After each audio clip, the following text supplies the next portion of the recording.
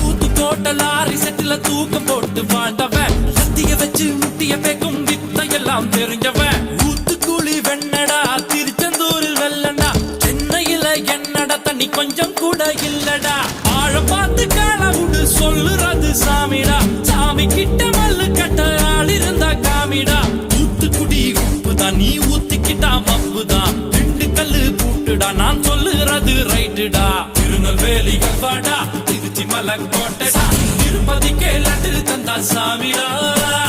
வீட்டு கட்ட அல்வாடா இட்லி கட்ட ஆயாடா உருட்டு கட்ட சத்தம் கெட்ட சாமிடா